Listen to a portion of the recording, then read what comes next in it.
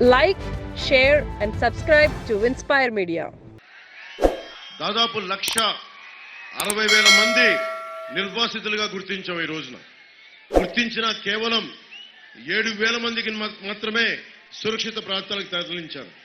మిగతా వాళ్ళందరికీ ఇల్లు వాకిలు లేకుండా, సరైన వస్తువులు లేకుండా, డ్రైనేజీ లేని టౌన్షిప్స్ లో, సరైన వస్తువులు లేని టౌన్షిప్స్ లో చాలా ఇబ్బంది పడతా ఉన్నారు. పోయిన 2018లో కూడా ముంపు మండలాల కోసం 7 ముంపు మండలాల కోసం నేను మీటింగ్ పెట్టాను. నేను వచ్చి నిలబడ్డాను. చంద్రబాబు గారు వచ్చి ఇక్కడ కూర్చొని ఆయన ముఖ్యమంత్రిగా ఉన్నప్పుడు ఆయన ఒకటే, నేను వచ్చి రోజు రెగ్యులర్ గా వచ్చేవాళ్ళం. ఇక్కడ ఎవరైనా సరే పోలవరం ప్రాజెక్టు ఎంత అయిందనేది చూసే అవకాశం ఉండేది. ఈ రోజున వైఎస్ జగన్ వచ్చాక పోలవరం ప్రాజెక్టుకి వెళ్ళకూడదు, చూడకూడదు అని అలాంటి పరిస్థితుల్లో తీసుకొచ్చారు. 1,60,000 ఎక్కడ, 7,000 మందికి పునరావాస కార్యక్రమం ఎక్కడ. నాకు కరాటం రాంబాబు గారు ఒకటే చెప్పారు, పట్టుపట్టి నువ్వేం చేస్తావో తెలియదు కళ్యాణ్ గారు, నువ్వు వచ్చి పోలవరం జనసేన తీసుకోవాలి. ఎందుకు తీసుకోవాలో కూడా ఇదే చెప్పారు.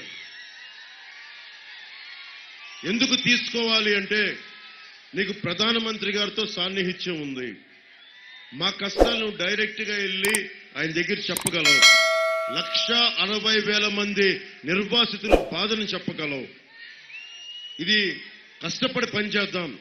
నువ్వు పోలవరం జనసేనకు తీసుకుంటే అటు గోపాల్ నగరం కానీ, మనకి కొవ్వూరు కానీ, మిగతా ఏదైనా సరే మిగతా గ్రామాల్లో మొత్తం కూర్చొని మేము తెలుగుదేశం పార్టీకి మద్దతు ఇస్తాం.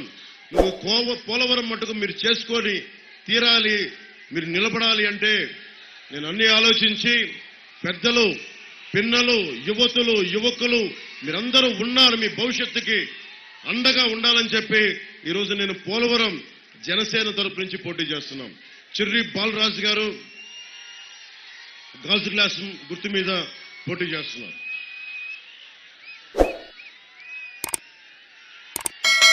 పాపం పుట్ట వెంకటేష్ యాదవ్ గారు, పుట్ట మహేష్ యాదవ్ గారు ఇందాకనే పాపం నిన్న మేమందరం ఉంగుటూరులో చాలా బలంగా మాట్లాడాం.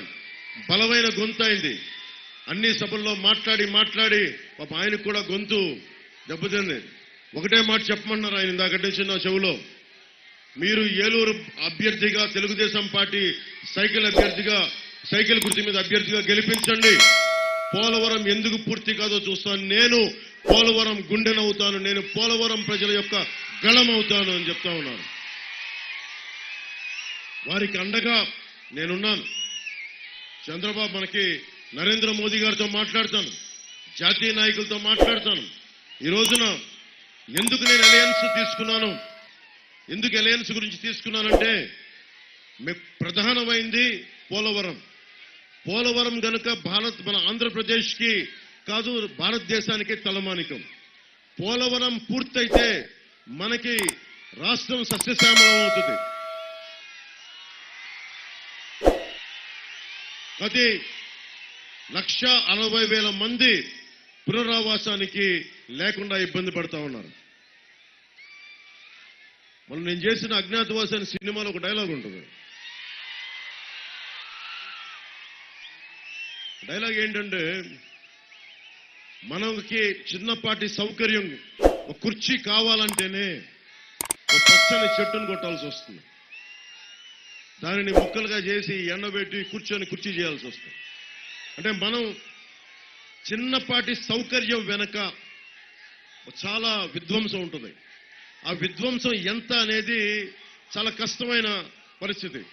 పబ్లిక్ పాలసీలో అదే కష్టమైంది. ఈ రోజున మనం ఎందుకు పోలవరం నుంచి నేను పిలుపునిస్తున్నాను మొత్తం ఆంధ్రప్రదేశ్ రాష్ట్రానికి, ప్రజలకి.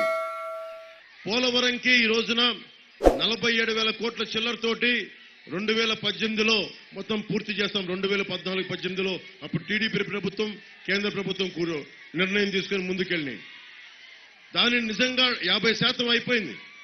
50% అయిపోయిన తర్వాత నిజంగా వైఎస్ జగన్ వచ్చి ఎన్ని కథలు చెప్పాడో, ఇక్కడ గిరిజనుల్ని నమ్మించాడు. అతను వస్తే అద్భుతం జరిగిపోద్ది, మొత్తం పూర్తి చేస్తాం, rehabilitation, relocation package, RR package ఇచ్చేస్తామని చేశాడు. ఈ రోజు దాకా చేయలే. పోలవరం ప్రాజెక్టు ప్రాజెక్టుకి అయ్యే ఖర్చు కంటే కూడా కేంద్ర నాయకులతో మాట్లాడాను. కేంద్రం ప్రాజెక్టుకి అయ్యే ఖర్చు కంటే కూడా ఈ 1,60,000 మంది జీవితాలని తిరిగి ఒక గాడిలో పెట్టడానికి 30,000 కోట్ల రూపాయలు ఖర్చు అవుద్ది. అది చాలా కష్టమైనది. దాని నుంచి తప్పించుకోవడానికి జగన్ దీన్ని ముందుకు తీసుకెళ్ళా ప్రాజెక్టుని చంపేశాడు. అప్పులు అలాగే ఉండిపోయినాయి. నేను కేంద్ర మంత్రి గజేంద్ర షెకావత్ గారితో మాట్లాడాను. జెండాలు కొంచెం దించను, మన టీవీలో జనసేన జెండాలు అని కొంచెం కింద. కేంద్ర మంత్రి గజేంద్ర సింగ్ షెకావత్ గారితో మాట్లాడారు. ఆయన ఒకటే అన్నారు, మనం ఈ పోలవరం ప్రాజెక్టు వైసీపీకి ఏటీఎం లాగా అయిపోయిందని. ఎనీ టైం మనీ, డబ్బులు కావాలా, ఒక చిన్న పని మొదలుపెట్టు, శాంక్షన్లు ఇచ్చుకో, డబ్బులు దోచి. ఎవడు సఫర్ అవుతున్నాడు? రాష్ట్రం సఫర్ అవుతుంది. ఈ రోజుకి కూడా మీకు ఎంత డిమాండ్ ఉంది? మనకి ఎక్కడో ఏలూరు హెడ్ క్వార్టర్స్ పెట్టారు మన పోలవరంకి. జిల్లాల విభజనలో పోలవరం హెడ్ క్వార్టర్స్ అక్కడికి వెళ్ళిపోయింది, ఏలూరుకి. మీ అందరి కోరిక కూడా నా దృష్టిలో ఉంది. పోలవరంని జిల్లా హెడ్ క్వార్టర్స్ గా చేయాలి, ఇక్కడే నిలబడాలని ఒక ఆశ ఉంది హెడ్ క్వార్టర్స్ గా. ఆ అంశాన్ని కూడా మన చంద్రబాబు గారు నేను రైల్వే కోడూరులో మాట్లాడుతూ, రాజంపేటలో మాట్లాడుతూ, పునర్విభజన తిరిగి జిల్లాల పునర్విభజన జరిగినప్పుడు మీ కోరిక మేరకు ఇది కావాలి, ఇక్కడ మనకి పోలవరం జిల్లా హెడ్ క్వార్టర్స్ గా కావాలి అంటే ఖచ్చితంగా దాన్ని పరిశీలించే దృష్టి కుటుంబ ప్రభుత్వం బాధ్యత తీసుకుంటుంది. Like, share and subscribe to Inspire Media.